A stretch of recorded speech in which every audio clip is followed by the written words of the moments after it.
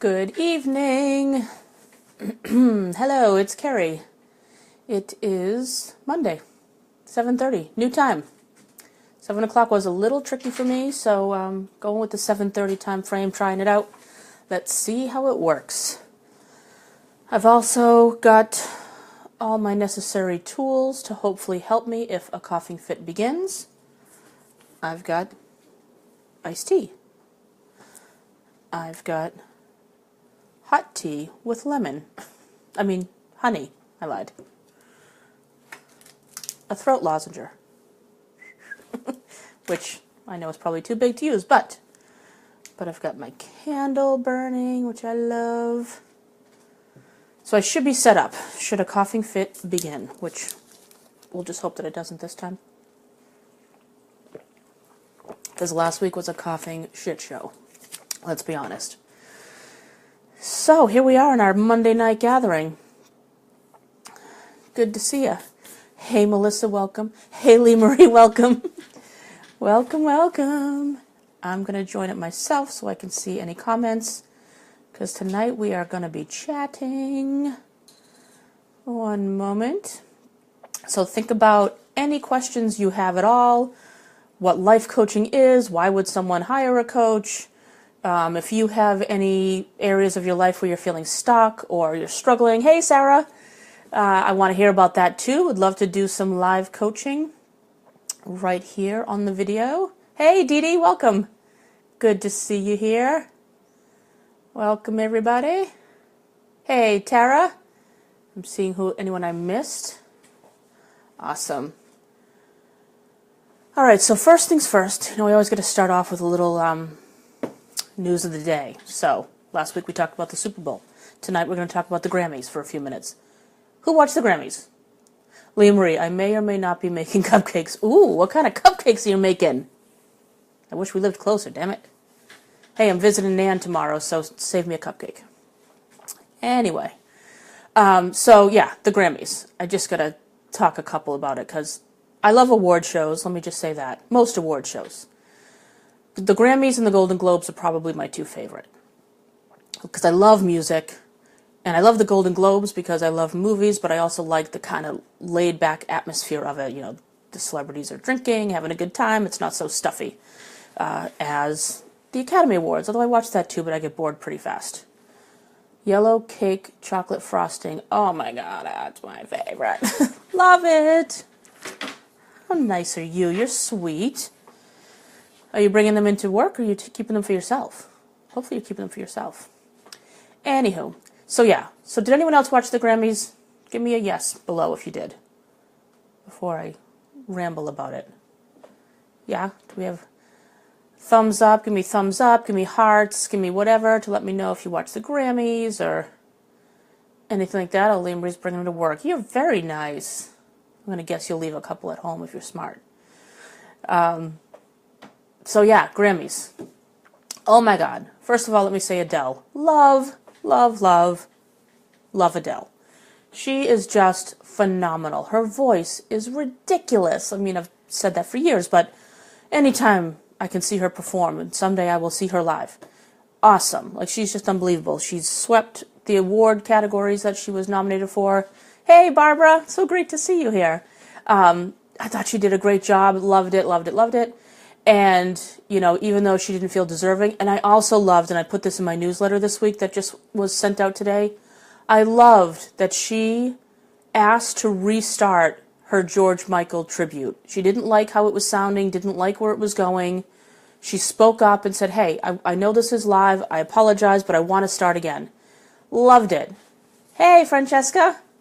Welcome. Wow, it's very early? Yeah, you must... If you're in Oz, you've got to be, 9:30 in the morning or so there? Thanks for joining. So I thought she just did a phenomenal job. Loved that she asked to restart that tribute. I know it meant a lot to her, as she said, on the show. So I was just so proud of her for doing that, because it took a lot of guts, I think. And that's what my newsletter was about this week, was about using your voice and speaking up. And boy, did she demonstrate that beautifully. And then I also love Bruno Mars. Oh my God, I love that man. And for him to do a tribute to Prince was like the perfect person to do it. He did awesome. A lot of people say this. He seems like a blend between Prince and Michael Jackson. So for him to do the tribute to Prince was awesome. And then, speaking of Prince, Michael Jackson, Paris Jackson. I don't know if you saw her on the red carpet or anything on Arrival, Michael's daughter. She is stunning. And oh my God, I think she's like 18 now. Way to make a woman feel old, Paris. But man, hey Mary. Yeah, right, Bruno nailed it. Oh my God, it was so good. And then to have it start with Morris Day and the Time. I know the younger folks probably don't even know who they are, but like those were the songs that Prince wrote, and to have them start with the, oh-wee, oh-wee, oh, I love that stuff. And then to go into Prince, it was just freaking awesome. Hey, Judy, and she was so nice about it. Oh, 11:30 a.m. in Sydney, 10:30 in Brisbane. Oh, okay, wow. You guys are really ahead. How's Tuesday? Anything good coming up? Anyway, thanks for joining. Yeah, Adele is amazing. Bruno is amazing. Who else last night? Those are the two ones that stand out for me. I know Beyonce gets a lot of talk. I just don't think I understand Beyonce. What I'm reading online today is that, it was just this beautiful, amazing, powerful performance that she did. When I'm watching something like the Grammys, I don't have a long attention span. Get on there, sing me something I love for 3 minutes, get off the stage. So if I knew that I was coming to like a performance art show, I would have been prepared for something. So I'll have to watch it again online when I'm a little bit more patient and can really feel for it. Because a couple people I know said that they just thought it was really powerful and moving. I didn't get it, but I'm going to give it another go. But then the other side of me, it's like, I don't want to have to work that hard.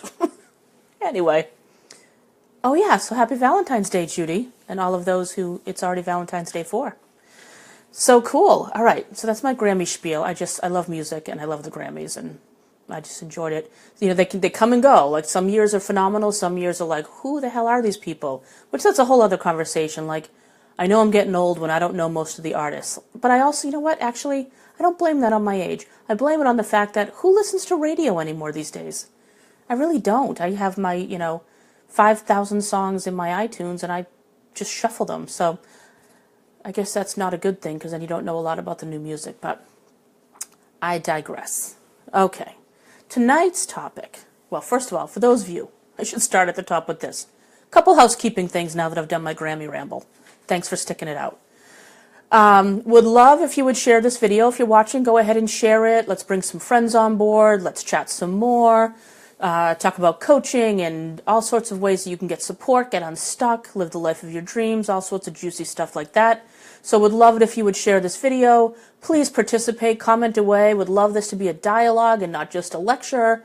Love to see the hearts and the thumbs up and stuff floating across the screen. So if something strikes you and you want to let me know, hit a thumbs up or a smiley face, laughing, hearts, whatever. Would love that as well. And then also thanks Mary, thanks for sharing. Also, while you're watching, you can make sure to hit subscribe so you get notified anytime I go live, in case I do it outside of the Monday night regular schedule. So you can hit subscribe to the video as well. Any more information you'd like to know about me is CarrieRichardson.com.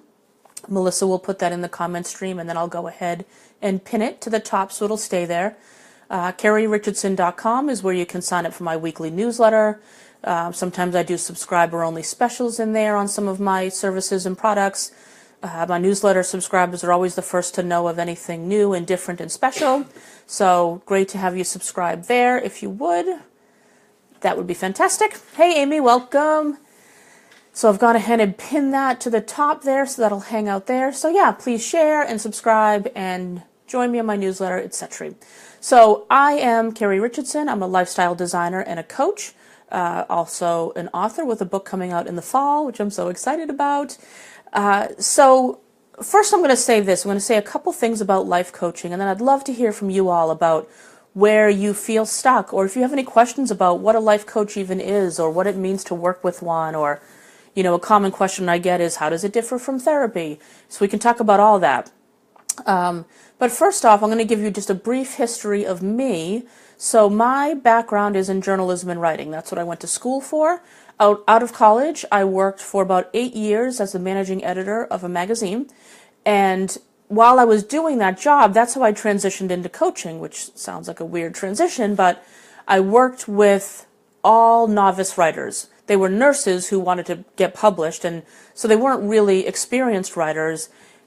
And so I would assign them articles, or they would agree to write stories. Inevitably, with their busy schedules, work, life, etc., they would miss their deadline. So sorry, I had a little fuzzy flying in front of my face. You're probably like, what is she doing? My magazine came out every 2 weeks. And if they didn't submit their articles on time, my pages were blank, or I had to fill the magazine with a bunch of fluff pieces, which that's no fun. So I started to chase them down, like, what the hell's going on? Why don't you have your articles in? And they would start to tell me about all the things in their lives that prevented them from meeting their deadline. But they really wanted to write, so I helped them to start to reprioritize their life, teach them how to carve out time for their writing, break things down into more manageable steps, etc. And I remember I was on a walk with my sister Cheryl, who is a coach as well, and I was telling her about this. She was asking how my job was going. I was telling her about this aspect of it that I really loved, helping people to make writing a priority. And she said, "Oh, so you're coaching?" And I said, "No, well, that's what you do." She's like, "Well, that's what you're doing too." And so that planted the seed. I looked into coach training, signed up, enrolled, and so I've been coaching now. Oh, well, I started part-time in 2002 at night, and then went full-time 2005 on my own. So I kind of distinguish myself a bit, and when I call myself a lifestyle designer versus a life coach, I mean, I am a life coach, but I'm a business coach.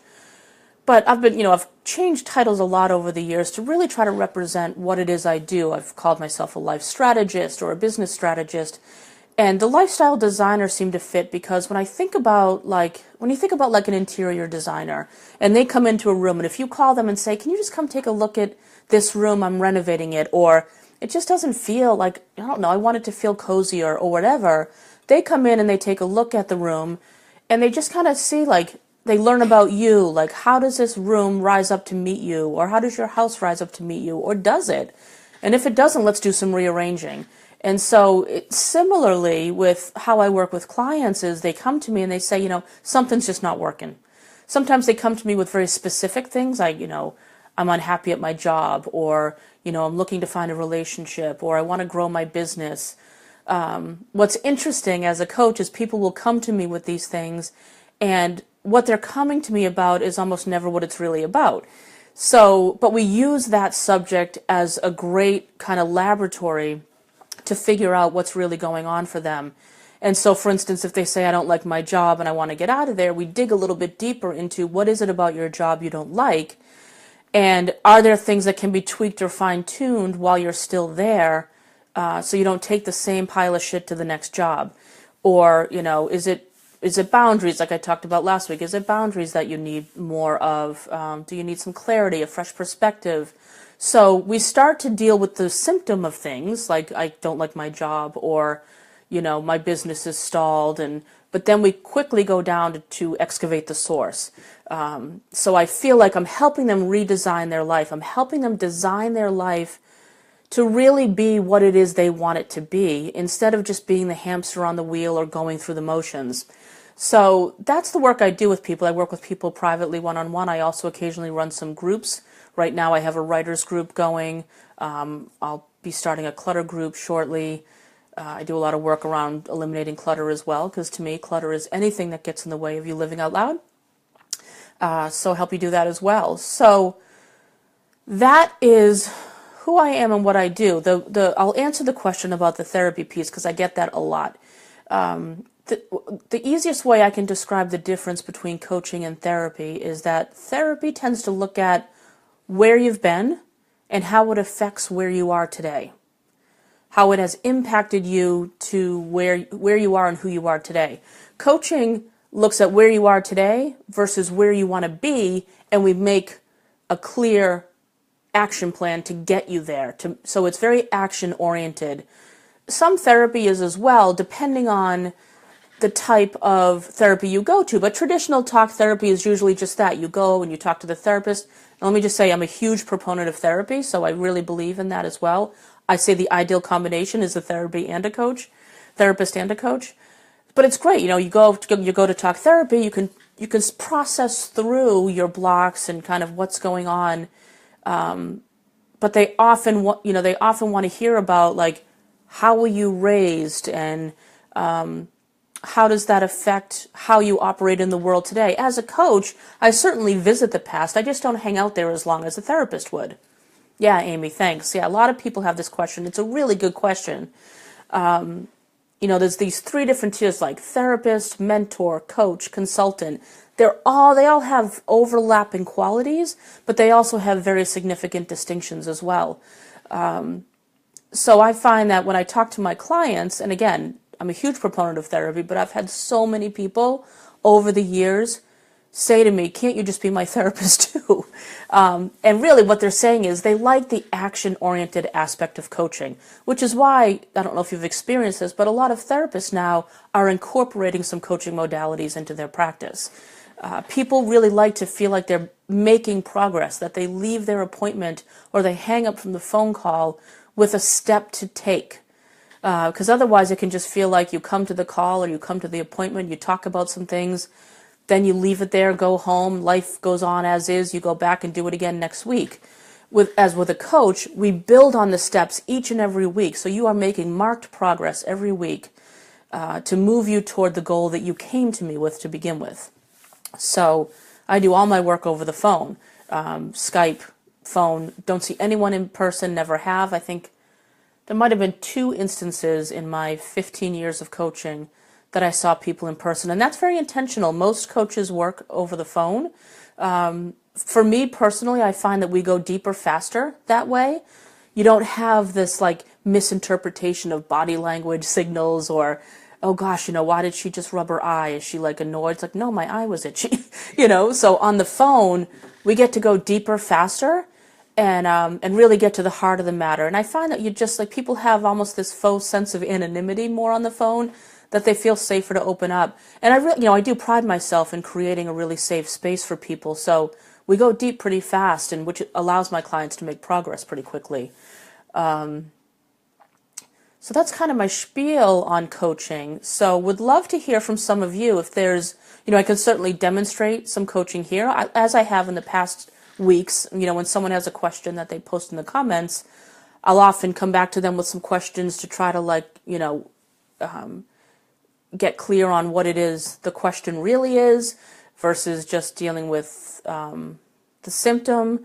Kind of like an example was last week, Leah Marie, I hope you don't mind if I use you as an example, but last week, Leah Marie, we were talking about boundaries, and Leah Marie mentioned how she had agreed to babysit for a neighbor's child and was now kind of feeling like, a little uneasy about it, like what if he screams when they leave, or, so it would have been easy for me to say, well, then you know what, just call and cancel. Don't babysit. Like, you don't have to do that, just call and cancel. That would have been dealing with the symptom. But instead I said to her, well, do you want to babysit the child? And she was like, yeah, I don't really mind. Yeah, I think I would. And I was like, okay, so what do you need to feel better about this commitment? Well, I don't know. I just wish I knew if he was going to scream when they left, or what's the best way to soothe him. And I said, great. So what if you were to ask them those questions? So that's where we're dealing a little bit more with the sources. How can Leah Marie take better care of herself in any aspect of her life? We just had this specific example of babysitting the neighbor's child for the first time. That you can look and go, okay, how can I take better care of myself here? Oh, I need to ask for what I need, and it's okay to do that. So see, it becomes less about the wanting, should I babysit or shouldn't I, and more about what are my needs in this arrangement that are not being met. And that's almost always the case. What are my needs that are not being met in this case? So that's an example of it. All right, so we have a comment here from Sarah. I recognize I am procrastinating on recreating a blog. All right, Sarah, so if you were to thank you for sharing, first of all. If you were to take a guess off the top of your head, why might you be procrastinating on recreating your blog? So I'll chat for a little bit while you think about that. What, off the top of your head, if you were to just take a wild guess, why might you be procrastinating recreating your blog? And go ahead and throw an answer in there, and we'll start. This will be a great demonstration of wrestling it, kind of chiseling it down to the source. Oh, great. So we'll check in with Leah Marie while we're waiting for Sarah to respond. Leah Marie, I did end up watching him, and it was great. He got upset maybe once, but me and my son distracted him, and it was so nice to be able to watch him and know that I can do it again for them. Awesome. That's great. You know, and that's an example of a stretch zone adventure, right, Leah Marie? That's something else I talk about is finding ways to intentionally step out of your comfort zone. So that's something you did. You felt a little uneasy of, just because it's your first time watching, anyone would be like a little uneasy. First time watching him, now you've done it, so your comfort zone has grown. Because now you said, well, now I'd be comfortable watching him again. So that's a perfect example of how one experience just grew your comfort zone. I love that. Love that. So, okay, so I'm just going to wait to hear from Sarah. In the meantime, I can always talk, but please feel free to put comments in there, questions. Again, if you have questions just about how a life coach works, or you have something in your life, like Sarah mentioned here, that you're feeling stuck with. Okay, Sarah, I feel like it will take me a long time to go through the course. Then I make the excuse that I will have a hard time attracting interest. Okay, this is great, Sarah. Okay, so a couple things I'm going to have you think about more, and I want you to respond as you can. So let's say it does take you a long time to go through the course. It's okay. It takes you longer to go through it if you never start, right? So you can ask yourself, like, how can I just get started? And I think on previous weeks here I've talked about the Pomodoro technique. It's a time management technique that I use. I have to really work hard at focusing on a task, and so, it's also really helpful if you're feeling resistance to starting a project or a task. So for you, Sarah, it will be the blog course, and you will eliminate all distractions. You'll shut off phones, shut off the internet, or Facebook, or any social media sites that may easily distract you.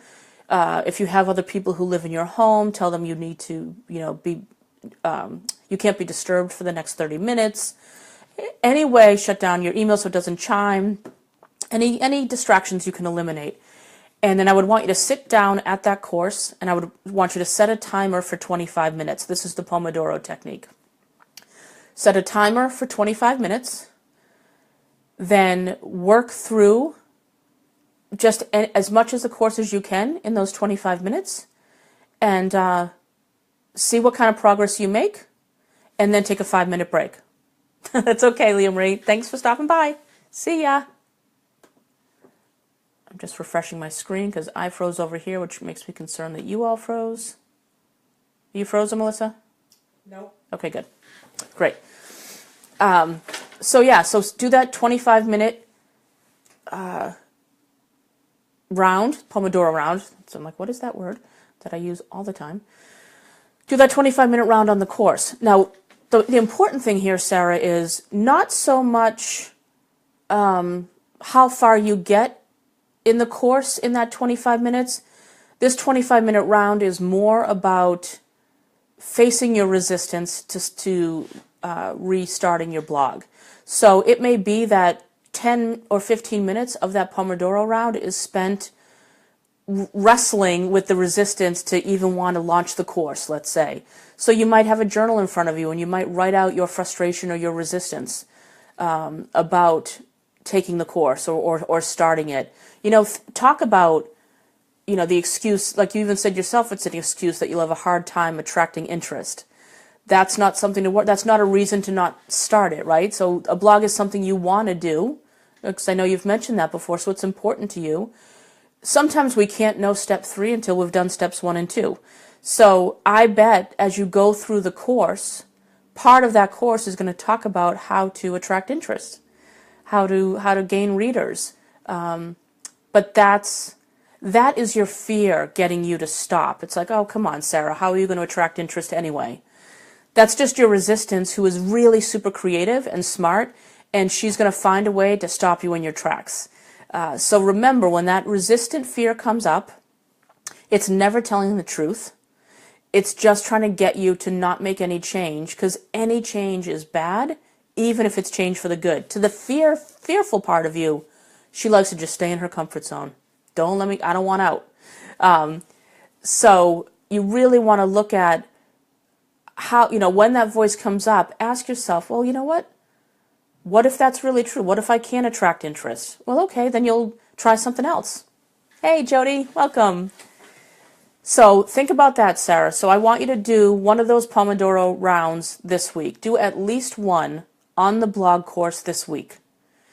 And again, if the first 10 or 15 minutes or the whole Pomodoro round has to be spent on fighting your resistance, don't fight with it. Talk to it.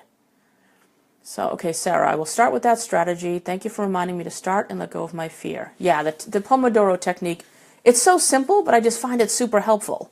At least for me, I find it just gets me started. It's like I have 25 minutes. It's all I got to worry about. Some days 25 minutes feels like an eternity. Other days it flies by and I do another one after my 5-minute break. So yeah, try that technique. I'll be really eager to hear how it goes. Hey, Shannon, welcome. So, okay, just see here. I didn't miss anything, did I, Melissa? My comment thing is off. Okay, I'm looking here. I don't see anything.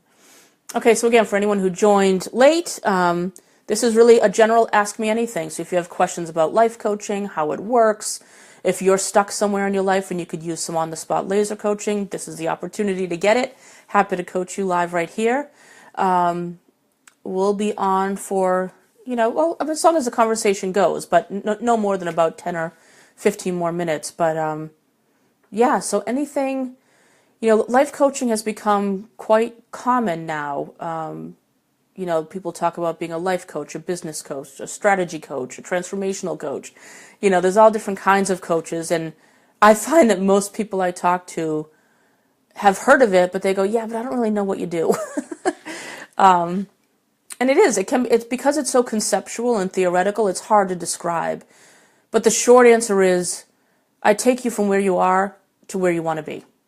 Together as a team, because coaching is a partnership, together as a team, we finally get the wheels in motion toward the changes you've been talking about wanting to make for a long time. And really, even if it's just, people will come to me and say, I just know there's got to be more to life, but I don't know what it is. We can even start there and dig into okay, so where in your life do you not feel fulfilled? Or where in your life do you feel completely drained? What do you wish you had more of? What do you wish you had less of? And so those are great questions to ask yourself. If you're just feeling generally unfulfilled in life, look at that. What do you wish you had more of? What do you wish you had less of? And everyone can always answer that question to some degree. Like if I sit here right now and say, okay, so what do I wish I had more of in my life right now? I would say local close friends. So that's one example. It's like, okay, so what can I do to take some action to make that happen? Where I live is someplace that, I've been for about 1.5 years. We'll only be here for about 6 more months. So part of me is like, Carrie, don't bother. Why invest the time and energy in forming new friendships down here?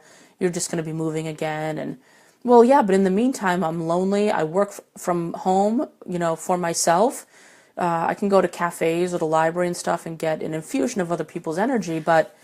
And technology makes it relatively easy to connect with friends who aren't local. But it would be nice to be able to just call a friend and say, hey, let's go out and have some dinner. Or let's meet, I'm going to be at the cafe working today. Swing by and say hi. So, you can think about what is it in your life that you don't have enough of? What do you have too much of? Where do you just feel like, meh? That's a good place to look at.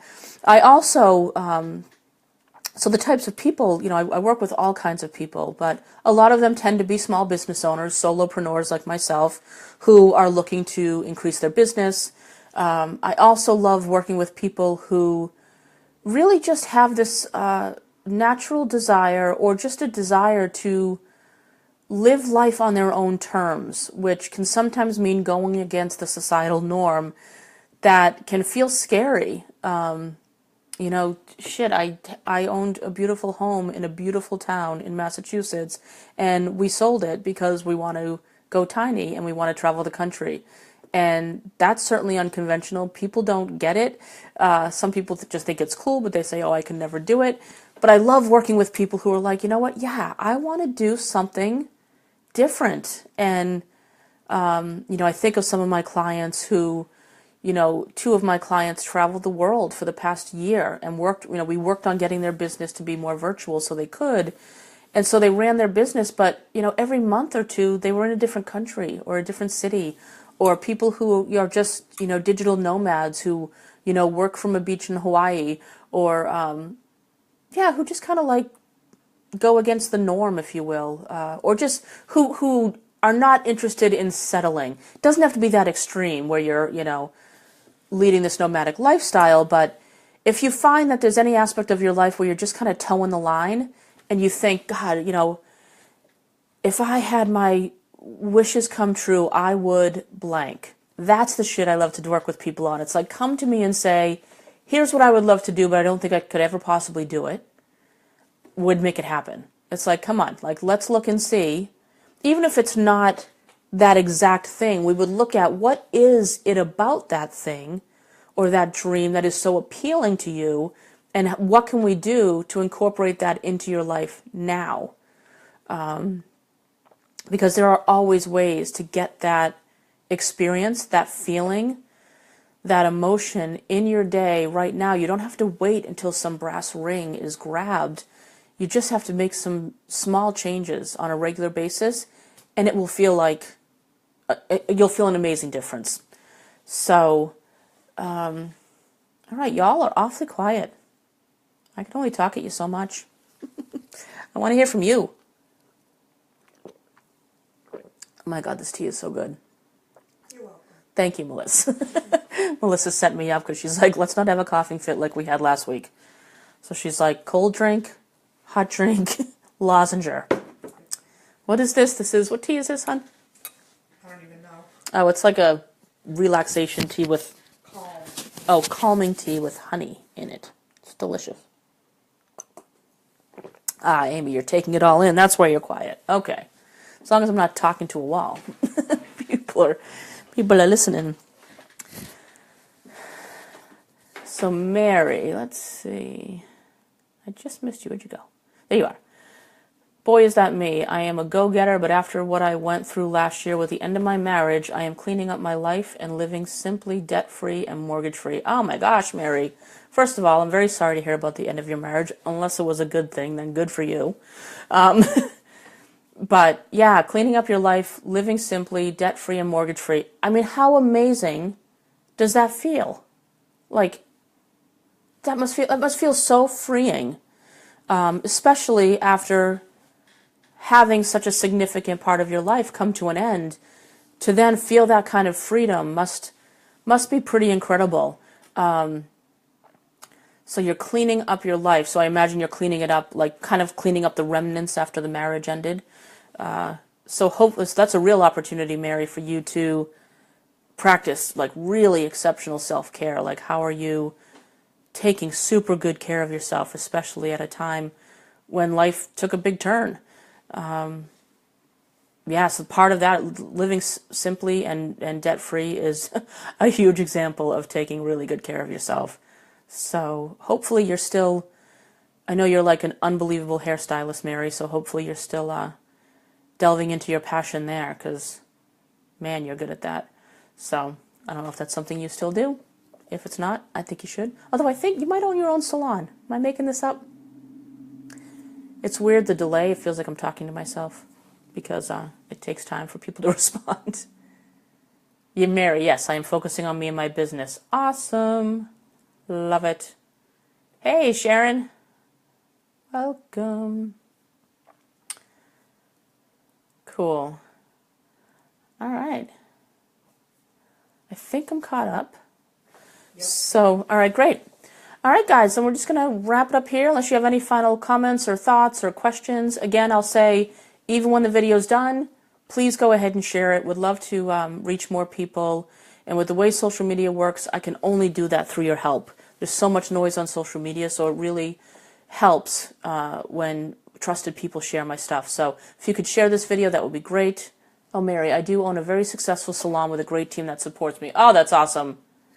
Thanks, Amy. Have a good night. That's great to hear, Mary. You're so gifted at what you do, so I'm so glad. And how great to have a great team. That's fantastic. Good, good. Where where in the country are you, Mary? Go ahead and plug your salon. What the hell? You know, what's the name of the salon and where is it? Go ahead and type that in the comments. So yeah, please share the video, subscribe to my live videos so you get notification when I go live. Would love for you to go to KerryRichardson.com, sign up for my newsletter. You get a free little goodie when you do, not to mention you get weekly notes from me. Hey, Sharon. Yeah, this is recorded, as you know, so can check it out, but good to see you here. I think that was everything, right, Melissa? Share, comment, Yep. newsletter. Make a note about, or a comment about if they're not watching it live, you won't answer. Oh, yeah, right. So if you're watching this, I should have done this at the beginning. Damn it, I forget. Right. If you are watching this anytime that's not 7:30 to about 8:10 Eastern Standard Time on Monday night, then you are watching a replay. So if you comment and I don't respond, that's why. Although I do go back and check the comments over the next couple days and respond as I can. But yes, so if I'm not responding to you, that's why. I will put that in a note in the front. Thanks, Melissa. Oh, you're in New Hampshire, Mary. Oh, I love New Hampshire. I want to go back there. Color Cafe. What town in New Hampshire is that getting? Do you not want to release that? If you want to plug it, go ahead. If not, it's fine. But yes, if you're in New Hampshire or near New Hampshire, go see Mary at the Color Cafe. Find her. It's good stuff. Awesome. All right, everybody. Thank you so much. Look forward to chatting with you again next week. Again, as always, if you have any suggestions for topics, things you'd like to get some support on, that you'd like to be covered, please email it to me, Kerry@KerryRichardson.com. Would be happy to take your suggestions and add them onto the schedule for future Facebook Live chats. So thanks for spending some time with me tonight. I really appreciate you taking the time, coming on and chatting with me. It's nice to not talk to nobody. So thanks very much, and I will see you next week. Bye.